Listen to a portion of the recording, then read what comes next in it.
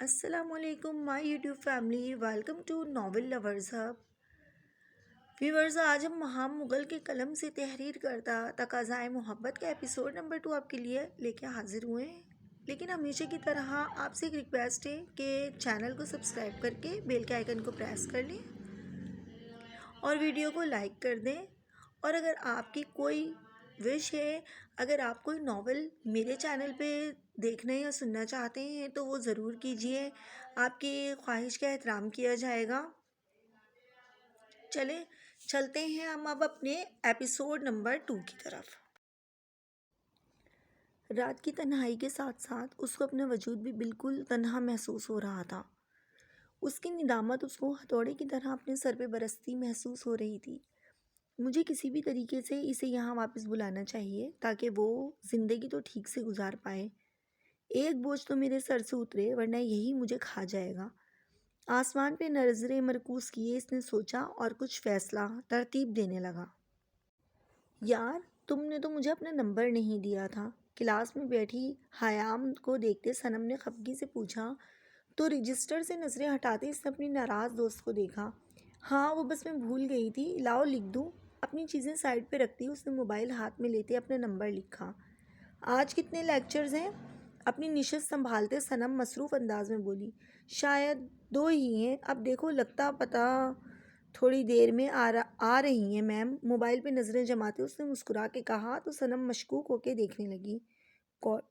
کون ہے؟ معنی خیزی سے پوچھتی اس کا موبائل جھپٹنے ہی والی تھی کہ حیام نے موبائل کو بیگ میں رکھ دیا اور کہا چلو نکلو۔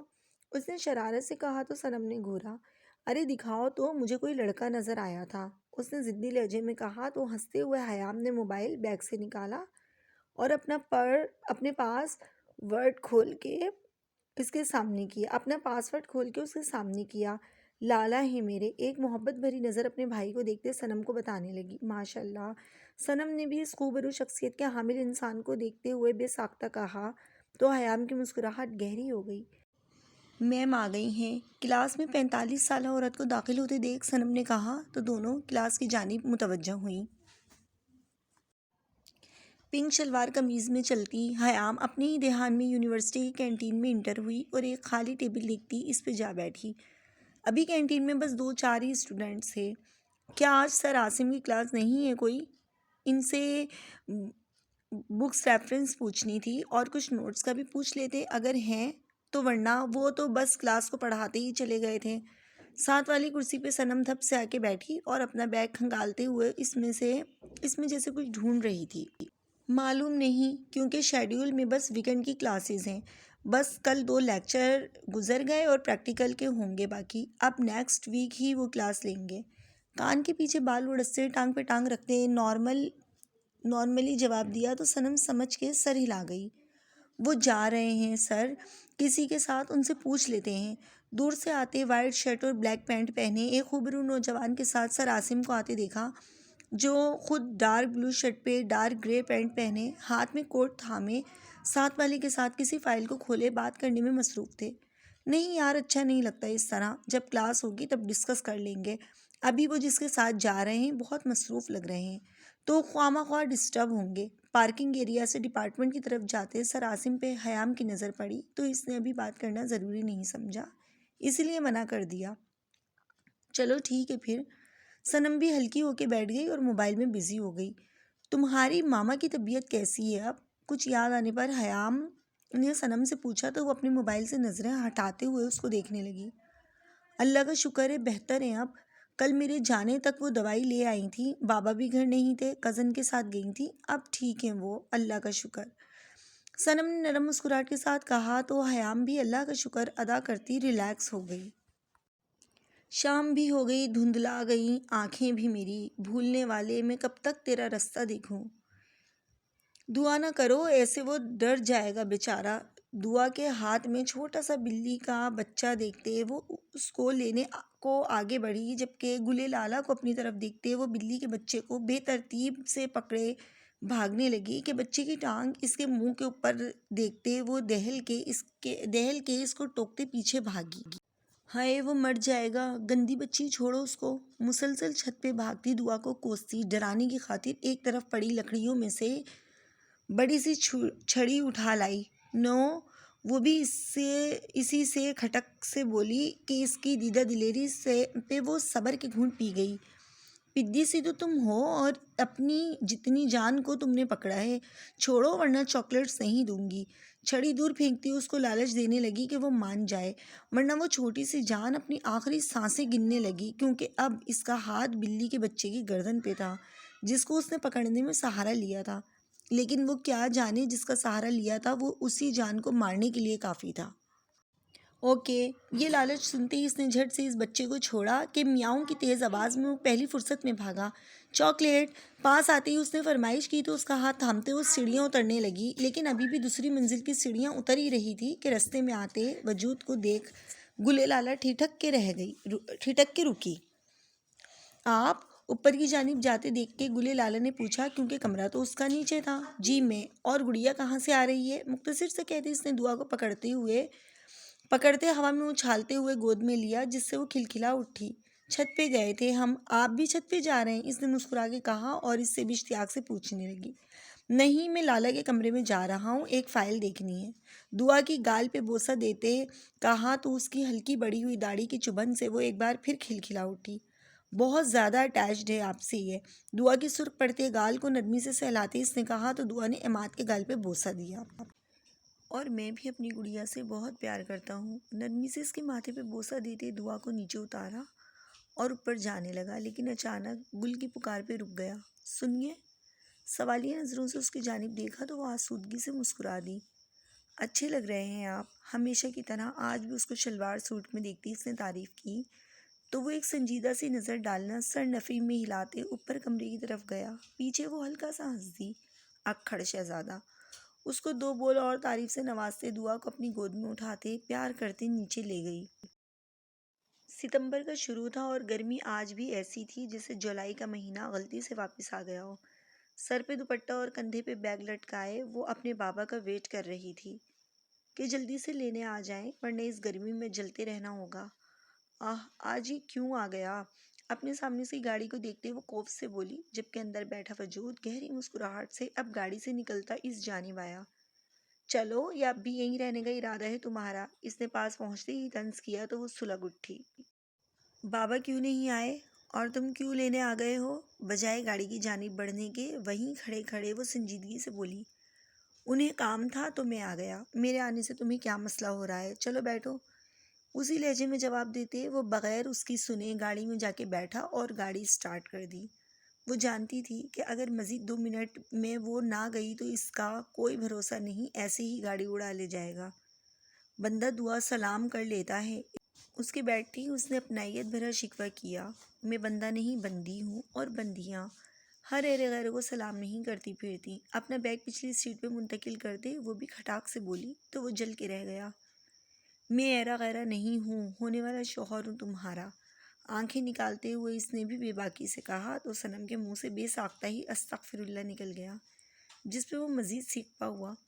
خواب دیکھتے رہو بس، تم نے گھر لے کے جانا ہے کہ نہیں، ورنہ میں بابا کو کہوں گی کہ تم بس مجھ سے بکواس کرتے رہتے ہو۔ اتنی آہستہ گاڑی کی سپیڈ دیکھتے ہی صنم بھڑک کے بولی تو وہ الٹا اس کو دانت دکھانے لگا۔ جاؤ جا کے بتاؤ، میں تو کہتا ہوں کہ یہ بھی کہنا کہ میں شادی کے لیے بہت اتاولا ہو رہا ہوں، لہٰذا تمہیں یعنی تمہیں میری صنم کو میرے پلے باندھ دیا جائے۔ اس نے جیسے کھلے دل سے اجازت دی تو سلگ کے رہ گئی اس کو بے باک گفتگو پہ۔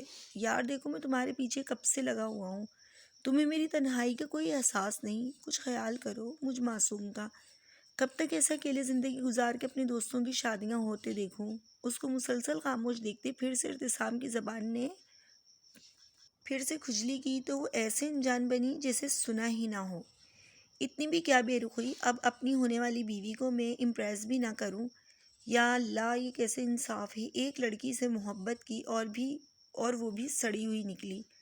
اب کی بار صنم نے اسی خون خوار نظروں سے گھورا جو گاڑی سے دھیان ہٹائے باقاعدہ ہاتھ اٹھاتے ہوئے دہائیاں دے رہا تھا۔ دیکھیں ارتسام!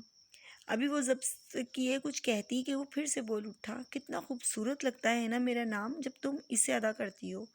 اس کی بات اچکتے وہ پھر شریر ہوا، جبکہ اب کی بار صنم نے کچھ بولنا مناسب نہ سمجھا کہ پھر سے وہ کوئی گوہر فشائی نہ کرے۔ تم کہاں چل دیے؟ گھر پہنچنے پہ جب صنم گیٹ کراس کرنے لگی تو ارتسام بھی ساتھ ہی اتر گیا اندر جانے کے لیے۔ کیوں بھائی، میں نہیں آ سکتا کیا؟ اس نے رک کے حیرت سے پوچھا، جس پہ وہ اکڑ کے بولی، بالکل نہیں، جاؤ یہاں سے۔ اتنا کہہ کے وہ خود اندر کی جانب بڑھی تو اس کی بات جو خاطر میں لائے بغیر اس کے قدموں کے اندر گیا۔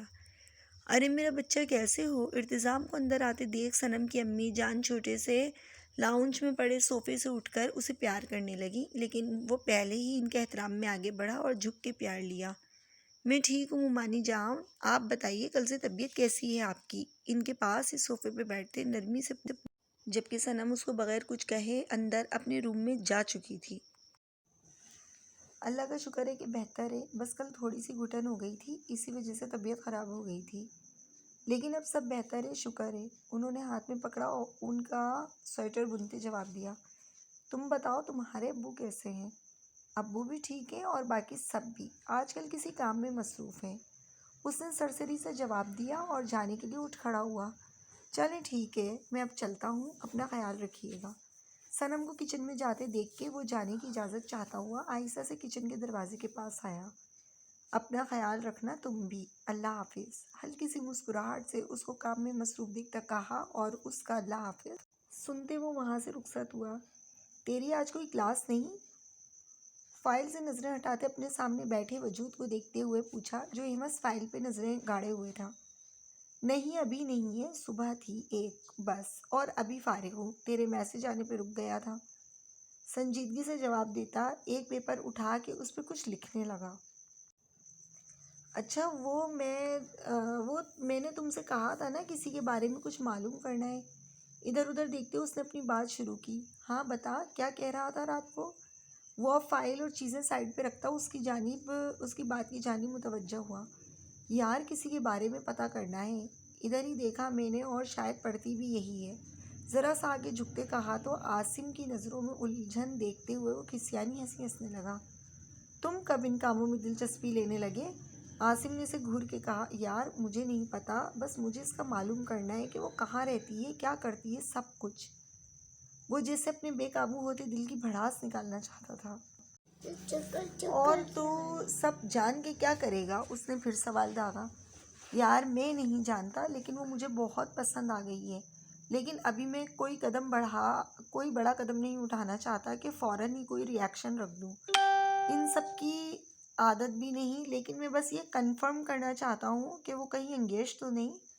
عاصم کی بات پہ اس نے کھل کے وضاحت دی، جسے وہ سمجھ کر سر ہلا گیا، لیکن کچھ توقف کے بعد کہکہائے بے ساختہ تھا۔ یار کیا ہے، کیوں دانت نکال رہا ہے؟ اس کے دانت نکالنے میں وہ جھلا کے بولا۔ میرا مطلب ہے کہ یہ نہ ہو کہ جس کو میں ابھی پسند سمجھ رہا ہوں وہ بعد میں بس ایک اٹریکشن نہ نکل آئے۔ اس کے ہنسنے پہ وہ منہ بناتے ہوئے اپنی بات سمجھانے لگا۔ سمجھ گیا ہوں یار، بس تمہیں چھیڑ رہا تھا، بتاؤ کون ہے وہ؟ عاصم نے کیف کو کہا اور اپنا لیپ ٹاپ سامنے رکھا۔ مجھے نہیں معلوم، بس ایک دو بار دیکھا ہے، پہلے کل دیکھا تھا اور آج بھی۔ اتنی سی معلومات سے میں تمہیں کیا بتا سکتا ہوں بھلا؟ کچھ اور بتاؤ کہ کس ڈپارٹمنٹ میں دیکھا تھا یا کسی کلاس میں؟ اس نے جیسے اور جاننا چاہا۔ نہیں یار، ایسا کرتا ہوں کہ اگر وہ مجھے دوبارہ دکھی تو تمہیں فوراً بتاؤں گا، کیونکہ میں جب بھی یہاں تیرے کام سے آتا ہوں تو تم ساتھ ہی ہوتے ہو، کیف نے مشکل آسان کرتے ہوئے کہا۔ ٹھیک ہے چلو ابھی چلیں یار، بھوک بہت لگی ہے مجھے، عاصم کھڑے ہوتے ہوئے بولا تو دونوں آفس سے باہر نکلے۔ ابھی تھوڑے آگے ہی گئے تھے کہ کیف نے عاصم کو رکنے کا اشارہ کیا۔ یار وہ دیکھو، وہ رہی۔ کیف نے کینٹین میں بیٹھی لڑکی کی طرف اشارہ کیا تو عاصم کی نظریں بھی اس سمت اٹھی۔ کون سی؟ یار 5 لڑکیوں کو دیکھتے اس نے الجھ کے پوچھا۔ یار کچھ شرم کر، کیا کہیں گے سب کہ ایک ٹیچر ایسی حرکت کر رہا ہے؟ عاصم نے مسلسل کیف کو ایک ہی طرف دیکھتا پا کے چوٹ کی تو وہ ہنسنے لگا۔ وہ بلیک ڈریس میں جو موبائل میں لگی ہے، اب کی بار ساتھ چلتے جواد نے اس کے کان میں سرگوشی کی تو عاصم نے پھر دیکھا اور اس کو ایک نظر دیکھتے ہوئے پھر جواد کو دیکھا۔ پتہ چل جائے گا نا اس کا؟ وہ متجسس ہوا۔ اسٹوڈنٹ ہے میری بدتمیز، اسی پہ نظر جانی تھی تیری، کچھ تو خیال کرتا۔ پارکنگ میں جاتے عاصم نے ہنس کے کہا تو کیف کھسیا گیا۔ مجھے کیا پتہ تھا کہ وہ تیری اسٹوڈنٹ نکلے گی، خیر مجھے معلوم کر کے بتا دینا، بس میں انتظار کروں گا۔ گاڑی میں بیٹھتی اس نے آنکھ رنگ کرتے ہوئے کہا تو عاصم کہکا لگا اٹھا، مجھے نہیں پتا تھا کہ تو عاشق بھی نکلے گا۔ وہ مزید اس کو چھیڑنے لگا، جس پر اب کی بار وہ بھی کہکا لگا اٹھا، لالا میں بس گھر جا رہی ہوں یہاں سے، جی کھانا کھا لیا تھا میں نے، آپ سنائیں؟ دادو کہہ رہی تھی کہ آپ کو میری بہت یاد آ رہی تھی۔ بیگ کندھے پہ ڈالے وہ اپنے ہاسٹل کے کوریڈور میں چلتی ساتھ ساتھ اپنے بھائی سے بھی بات کر رہی تھی۔ ہاں تو مجھے فکر لگی رہتی ہے کہ میری گڑیا نے کچھ کھایا ہوگا یا کہ نہیں، چھوٹی سی تو جان ہو تم، انہوں نے بھی پیار سے کہا تو وہ ان کے پیار میں بے ساختہ ہی کھلکھلا اٹھی۔ اب بڑی ہو گئی ہوں میں بھائی، اس نے احتجاجاً کہا، میرے لیے اب بھی چھوٹی ہی ہو تم، اور میں ایسے ہی تم کو بچوں کی طرح ٹریٹ کروں گا میرا چھوٹا بچہ۔ بیڈ پہ بیٹھتے سائڈ ٹیبل پہ پڑی اپنی اور اس کی تصویر کو دیکھتے ہوئے وہ محبت پاش لہجے میں بولا، اصفہان بھائی، وہ جیسے چڑ کے بولی جس پہ وہ کہکا لگا اٹھا۔ اچھا بتائیں بھابھی کو کب لا رہے ہیں آپ؟ مجھے بھی اب بہت انتظار ہے کہ کب ہمارے گھر میں دلہن آئے اور گھر میں کئی رونق لگے۔ اپنے روم میں انٹر ہوتے ہی اس نے بیگ کو جگہ پہ رکھا اور پانی کی بوتل اٹھا کے گلاس میں پانی ڈال کے پینے لگی۔ تمہاری دادی جان کو بس تمہارا انتظار ہے، بس پھر آ جائے گی تمہاری بھابھی بھی، بتاؤ کب ختم ہوگا سیمسٹر تمہارا؟ اس کی بات پہ وہ متبسس ہوتے ہوئے گویا ہوا، ابھی تو شروع ہوا ہے، پریکٹیکل اور تھینسس بھی ہوں گے ساتھ ساتھ، بس جلدی ہو جائے گا ختم، اور ویسے بھی ہفتے میں بس 2 کلاسز ہوتی ہیں، ویکنڈ پہ تو آپ کبھی بھی ڈیٹ فائنل کر دینا، میں آ جاؤں گی، اس نے پرجوش ہوتے ہوئے سارا منصوبہ بتاتے ہوئے کہا۔ اتنی بھی کیا جلدی ہو رہی ہے تمہیں؟ پہلے تمہیں نہ رخصت کر دیں ہم، پھر تمہاری بھابھی بھی آ جائیں گی، ورنہ تمہارا کیا بھروسہ کہ ظالم نند بن کے میری بیوی پہ ظلم ڈھاتی رہو۔ دوسری طرف بھائی نے بھی شرارت سے کہا تو وہ ادھر وہ منہ بنا گیا، اب دیکھیے گا کیسے میں نند بن کے دکھاتی ہوں اور پھر ظالم پھپھو بھی بنوں گی، سن لیں آپ۔ وہ بھی دھمکی آمیز لہجے میں کہتی اپنے پاؤں اوپر کرتے بیٹھتی گئی۔ ہاں ہاں ہاں ہاں جی بھائی، لگ رہا ہے تمہارے ارادوں سے، اصفہان نے ڈرنے کی ایکٹنگ کرتے ہوئے کہا تو وہ خوشی سے کھلکھلا اٹھی۔ ان دونوں بہن بھائی کا پیار ہی بہت نرالا تھا۔ اصفہان نے جب جوانی کی دہلیز پہ قدم رکھا تو گاؤں واپس آتے ہی کچھ ڈاکو لٹیروں نے ان کے والدین پر حملہ کر دیا، جس کی وجہ سے وہی اپنی جان سے ہاتھ دھو بیٹھے۔ تب حیام ابھی 9 سال کی تھی جبکہ اصفہان 17 سال کا۔ دادا جان کا پہلے ہی انتقال ہو چکا تھا، بس ایک دادی جان تھیں گھر میں، جنہوں نے اپنی جان سے بڑھ کر دونوں کی پرورش کی تھی۔ اصفہان نے بہت چھوٹی عمر میں اپنے دادو کے ساتھ ساتھ اپنی حیام کو بھی سنبھالا تھا، لیکن بڑھتی عمر کے ساتھ ساتھ دادی جان بھی کمزور ہوتی گئیں۔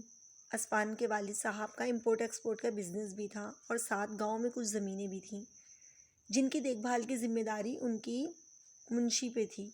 ان کے بزنس میں اصفہان کے والد کے دوست کمیل صاحب بھی تھے، حصے دار تھے، لیکن جیسے ہی اصفہان نے شعور کی دنیا میں قدم رکھا تو کمیل صاحب نے ان کی امانت ان کے حوالے کی اور نیک تمنائیں دی، اور ساتھ ہی اپنا حصہ لے کر اپنا نیا کاروبار شروع کر لیا تھا۔ کمیل صاحب نے اصفہان کی بہت مدد کی تھی اور اب انہوں نے اپنی چھوٹی بیٹی کی نسبت اصفہان سے طے کر دی تھی کہ ایسے ہی ساری زندگی ان کے تعلقات قائم و خوشگوار رہیں۔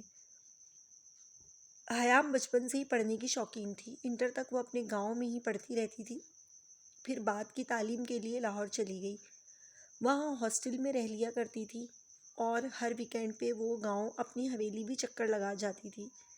پڑھائی مکمل کر لی تھی لیکن پڑھنے کا شوق نہیں گیا تھا، تبھی مزید وہ ایم ایس کرنے اسلام آباد چلی گئی، لیکن یہاں اس نے کہا کہ مہینے میں ایک بار چکر لگائے گی کیونکہ ہفتے میں بس 2 دن کلاسز تھیں، باقی تھیسس اور پریکٹیکل وغیرہ کا کام ہونا تھا۔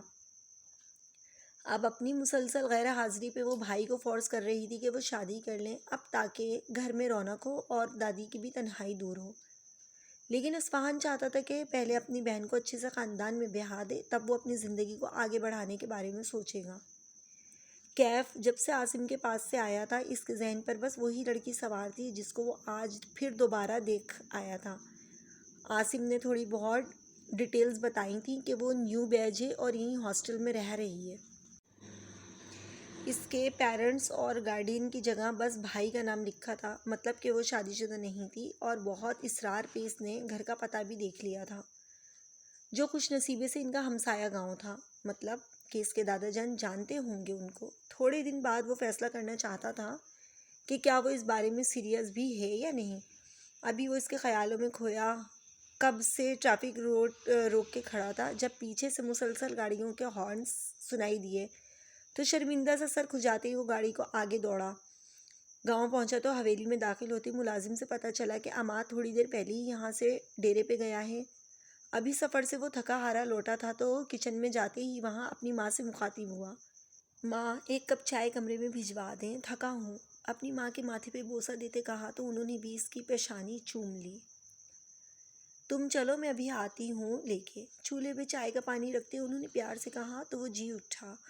جی اچھا کہہ کے اپنے کمرے میں جانے لگا کہ رستے میں اس کو دعا مل گئی جو آتے ہی اس سے لپٹ گئی۔ ارے میری جان، ابھی تک کھیل رہی ہو، سونا نہیں؟ دعا کو گود میں اٹھاتے اپنے کمرے میں لے آیا اور ہیمز اپنی گود میں بٹھاتے پیار سے پوچھا، نیند نہیں آئی؟ ابھی دوپہر کے 3 بج رہے تھے اور اس وقت اکثر ہی دعا سوئی ہوئی پائی جاتی۔ اچھا تو آؤ، اپنے کیف بھائی کے ساتھ ہی سو جاؤ، کیونکہ کیف بھائی بہت تھکا واپس آیا اور اسے نیند بھی بہت آ رہی تھی۔ کیف سے شوز اتارتے اس کو بیڈ پہ بٹھایا تو وہ فوراً دوسری سائڈ آتے ہی لیٹ گئی، جیسے نیند ابھی مہربان ہوگی اس پہ۔ دعا کو 2 منٹ کا کہہ کے وہ کپڑے چینج کر آیا، تب تک گلے لالا خود اس کے کمرے میں چائے دینے آ گئی۔ دعا، آپ یہاں ہو، آپ کی دادو آپ کو بلا رہی ہیں کب سے۔ دعا کو کیف کے بیڈ پہ پھیلتے دیکھ گل نے تعصب سے کہا، تبھی کیف فریش سا باہر آیا۔ ادی میرے پاس ہی ہے، ابھی ہم دونوں تھکے ہوئے ہیں تو دعا اپنے بھائی کے پاس ہی آرام کرنے لگی ہے، گل کو کہتی اس نے دعا سے تائید چاہی، جس پہ وہ خوش ہوتے ہوئے اس بات میں سر ہلا گئی۔ چلو ٹھیک ہے، جب تنگ آ جاؤ تو چھوڑ جانا میرے پاس، گل نے ہنس کے کہا تو وہ بھی مسکرا دیا۔ سنا تھا کہ عماد آیا تھا، کہاں ہے وہ؟ گل جب جانے کے لیے مڑی تو کیف نے سرسری سا پوچھا۔ آئے تھے وہ کوئی فائل لینے، پھر لے کے چلے گئے، اس نے بھی نارملی جواب دیا، جس پہ وہ محض سر ہلا گیا۔ چلو ٹھیک ہے، گل مسکراتے ہوئے چلی گئی۔ یار کب سے کال کر رہا ہوں، تم فون ہی نہیں اٹھا رہی، یہ کیا بات ہوئی؟ مسلسل 10 منٹ کی کالز کے بعد اس کی کال پک کی گئی تو وہ جھنجھلا کے بولا، جبکہ دوسری طرف جیسے کوئی فرق نہیں پڑا تھا۔ دیکھیں ابتسام، ابھی وہ کچھ کہتی کہ وہ بیچ میں بات کاٹ گیا۔ کتنا خوبصورت لگتا ہے جب تم میرا نام پکارتی ہو، ہمیشہ والی بات وہ پھر ضبط کر گئی کہ ہمیشہ ہی وہ ایسے ہی کرتا تھا اس کا نام لینے پہ۔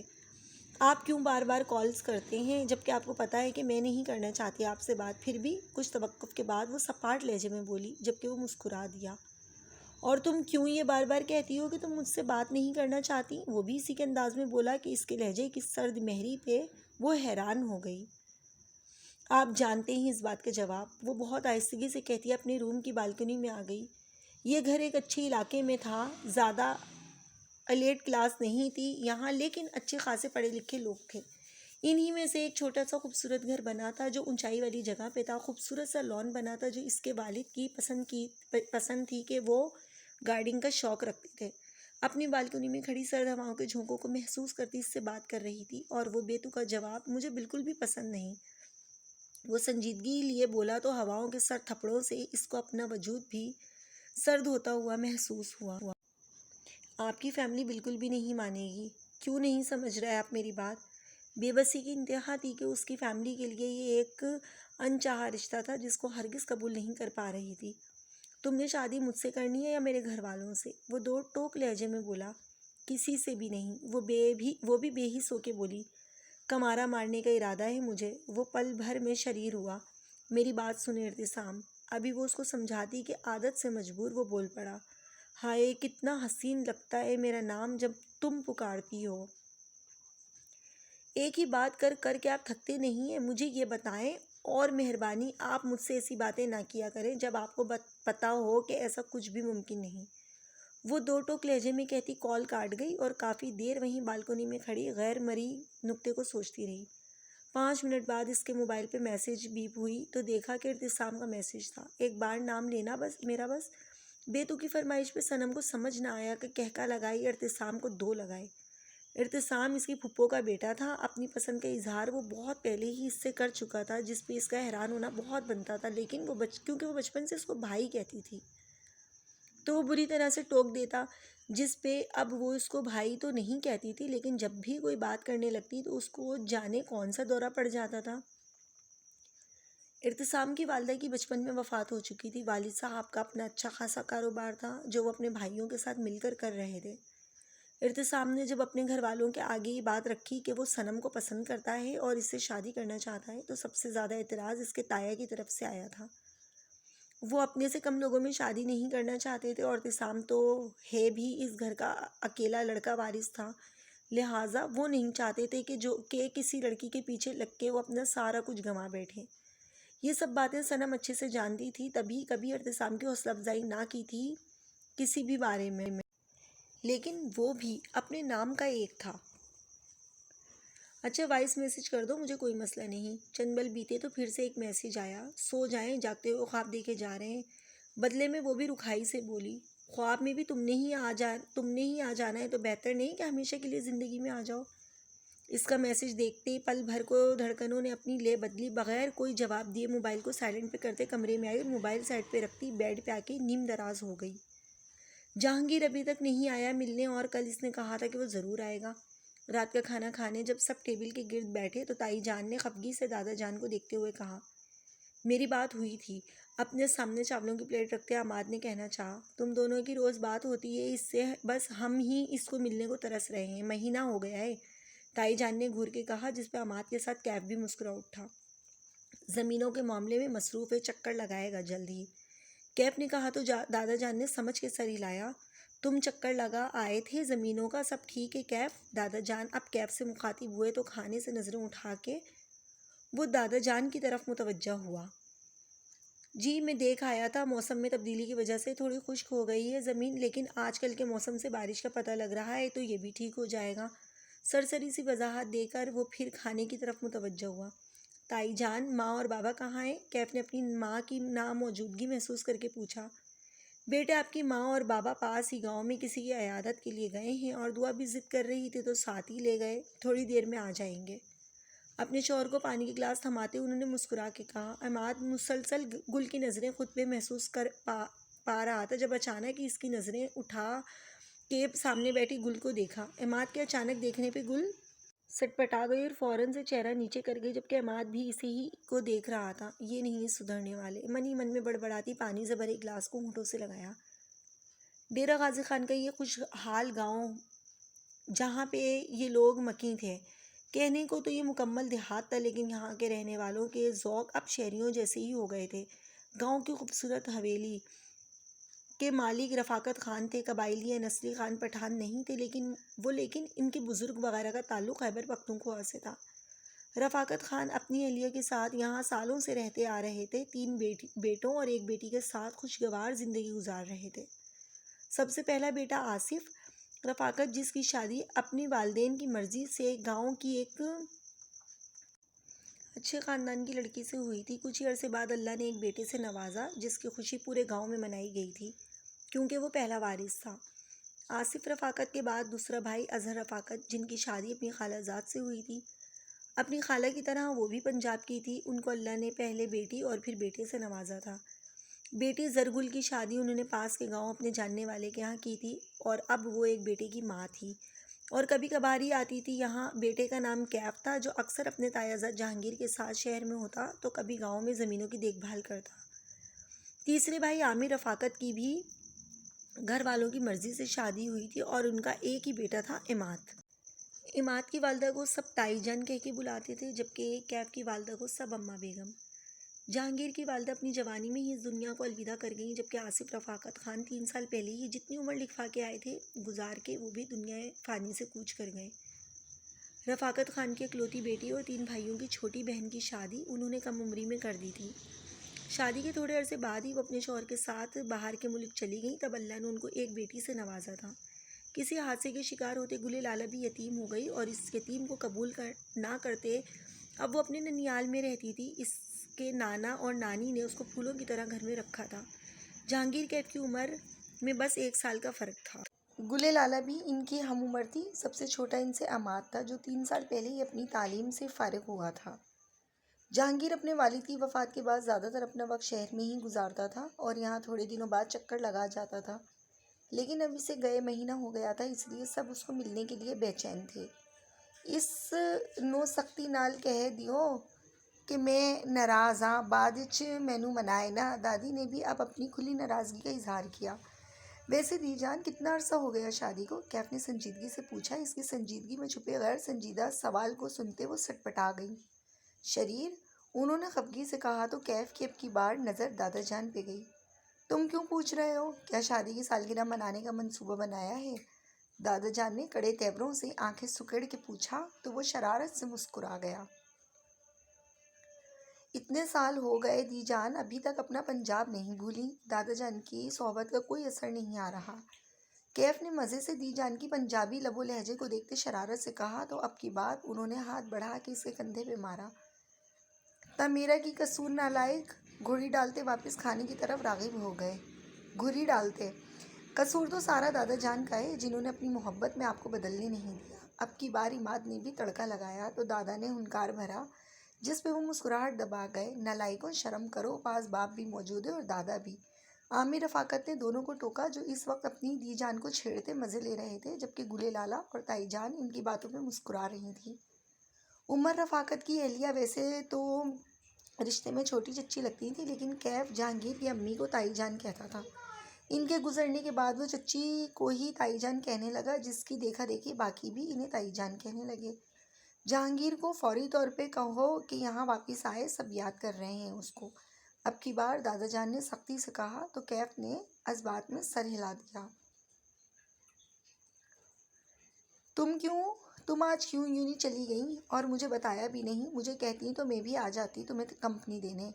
بلو پرنٹڈ شرٹ کے ساتھ ہم رنگ دوپٹہ پہنے، کندھے پہ بیگ لٹکائے، سر پہ سلیقے سے دوپٹہ اوڑھے جس سے چند ایک لٹ باہر کو نکلی تھی، لمبے گھنے کالے سیاہ بالوں کی چوٹی پیچھے کمر پہ دوپٹے سے باہر اٹکھلیاں کر رہی تھی۔ تیزی سے سیڑھیاں چڑھتے موبائل ایک ہاتھ سے تھامے ایک ہاتھ سے ریلنگ تھامے جا رہی تھی۔ میں نے کل جانا تھا واپس اور آج فارغ ہی تھی تو یونیورسٹی کی ویب سائٹ سے پتہ چلا کہ آج کوئی سیمینار ہے تو میں چلی آئی کہ فارغ بیٹھ کے کیا کروں گی۔ فرسٹ فلور پہ پہنچتے اس نے راہداری میں چلتے دائیں جانب مڑی اور 3-4 قدم چلتے وہ ایک روم کے باہر آ کر کھڑی ہو گئی جس کے باہر بورڈ لگا تھا، کلینیکل سائیکولوجی سیمینار۔ تو مجھے بھی بتا دیتی نا۔ وہ جیسے ناراض ہوئی۔ سوری یار، ابھی آ جاؤ، ابھی شروع نہیں ہوا۔ اس نے شرمندہ ہوتے ہی سے مشورہ دیا۔ نہیں اب تو نہیں آ سکتی کیونکہ بابا گھر نہیں ہے اور ماما کی طبیعت بھی تھوڑی ٹھیک نہیں، تو تم انجوائے کرو اور اس کے مین پوائنٹ بھی مجھے بتانا ضرور، صنم نے اداسی سے کہا۔ اندر ہال نما کمرے میں داخل ہوتے تیسری لائن میں جا کے اس نے نشست سنبھالی اور اپنا بیگ اپنی سائڈ پہ رکھتے ایک بار گردن گھماتے ہال نما کمرے کا جائزہ لیا۔ پروجیکٹر کو سیٹ کر دیا گیا تھا، شاید تھوڑی دیر میں شروع ہونے والا تھا کیونکہ پیچھے کی لائٹس آف کر دی گئی تھیں۔ چلو ٹھیک ہے، میں تمہیں بتاؤں گی اور آئندہ میں بتا دیا کروں گی اگر ایسا کوئی پروگرام بنا۔ ابھی کے لیے ایکسٹریملی سوری، اس نے نادم سا ہو کے کہا تو صنم ہنس کے تسلی دیتے ہوئے کال آف کر گئی۔ چند ہی پل گزرے ہوں گے کہ ساتھ والی نشست پہ کوئی وجود آ کے بیٹھا۔ کچھ پہچانی سے خوشبو پہ اس نے بائیں جانب دیکھا تو ساتھ بیٹھے وجود کو دیکھتے وہ چونک اٹھی۔ سر آپ؟ وہ حیرانگی سے بولی تو عاصم نے اس کی آواز پہ حیام کی جانب دیکھا تو شناسائی ہوتے وہ دھیرے سے مسکرایا۔ السلام علیکم۔ سائڈ کی مسکراہٹ لیے اس نے کہا تو حیام خجل سی ہوئی۔ وعلیکم السلام، آپ یہاں پہ؟ وہ حیران ہوتے پھر بولی، جی کیا میرا یہاں آنا آپ کو ٹھیک نہیں لگا؟ نظریں سامنے ٹکائے اس نے سنجیدگی سے کہا۔ ارے نہیں، ایسی بات نہیں، میں ویسے ہی پوچھ رہی تھی۔ وہ ہلکا سا ہنس کے بولی تو عاصم نے محض سر ہلایا۔ میں ایسے سیمینار مس نہیں کرتا کبھی۔ اپنے آنے کی وجہ بتائی تو حیام نے سر ہلانے پہ اکتفا کیا۔ ایک طرف سے اس کو اچھا نہیں لگا کہ وہ اپنے سر کے ساتھ یہاں بیٹھی تھی تو جھجک کے اٹھنا چاہا جب لائٹ ساری آف ہو گئی اور مجبوراً اس کو واپس سابقہ جگہ پر بیٹھنا پڑا۔ کوئی مسئلہ نہیں ہے؟ اس کو اٹھتے دیکھ عاصم نے سنجیدگی سے پوچھا۔ کوئی مسئلہ ہے؟ اس کو اٹھتے دیکھ عاصم نے سنجیدگی سے پوچھا۔ جی نہیں سر۔ ڈونٹ کال می سر، میں ابھی خود اسٹوڈنٹ ہوں یہاں۔ اس کے بار بار سر کہنے پہ وہ ٹوک گیا کیونکہ یہاں سب اسٹوڈنٹ موجود تھے اور وہ خود بھی بحیثیت اسٹوڈنٹ ہی انٹر ہوتا تھا سیمینار میں۔ اس کے کہنے پہ وہ ہلکا سا مسکرا بھی نہ سکی کہ لہجہ ہی اتنا سرد و سپاٹ تھا۔ عجیب، وہ دل میں بس بڑبڑا ہی سکی۔ تھوڑی دیر میں ہی پروجیکٹر پہ ویڈیو چلنے سٹارٹ ہوئی تو ہر سو خاموشی کا پہرا چھا گیا۔ آپ یہ میرے کمرے میں چھوڑ آئیں، باقی میں خود لے آتا ہوں۔ حویلی کے باہر گاڑی روکتے ہی اس نے ملازم کو اپنا بیگ تھماتے ہدایت دی تو سلام کر کے اس کی ہدایت پہ عمل کرنے لگا۔ لالا اب بھی نہ آتے، اب کیا ضرورت تھی بھلا؟ پیچھے سے حماد کی خفگی بھری آواز سنائی دی تو وہ دلکشی سے مسکراتا اس کی طرف گھوما اور سینے میں زور سے بھینچا۔ مہینے بعد دیکھ رہا ہوں تمہیں اور تم ناراضگی کا اظہار کر رہے ہو۔ اس کے کندھے کو تھپکتے جہانگیر نے شکوہ کیا تو عماد کا کہکا بے ساختہ تھا۔ قصور بھی آپ ہی کا ہے، کس نے کہا تھا کہ شہر میں ہی سر کھپاتے رہیں؟ اس کو ساتھ لیے وہ اندر کی جانب بڑھا۔ جب اماں بیگم نے سفید شلوار سوٹ پہ بلیک ویسٹ کوٹ پہنے اپنے بھرپور وجاہت سے اندر داخل ہوتے جہانگیر کو دیکھا تو لپک کے سے قریب آئیں اور صدقے واری گئیں۔ مائی یوٹیوب فیملی، یہ تھا آج کا ایپیسوڈ نمبر 2۔ اپنی رائے کا اظہار ضرور کیجیے گا، کامنٹ میں مجھے بتائیں کہ آج کا ایپیسوڈ آپ کو کیسا لگا۔ نیکسٹ ایپیسوڈ کے لیے اگر ابھی تک آپ نے چینل سبسکرائب نہیں کیا تو چینل سبسکرائب کر لیں، بیل کا آئیکن پریس کر کے ویڈیو کو لازمی لائک کر لیا کریں، اس سے ہماری حوصلہ افزائی ہوتی ہے۔ بہت جلد آپ کے لیے نیکسٹ ایپیسوڈ لے کے آؤں گی، اپنا خیال رکھیے گا۔ اللہ حافظ۔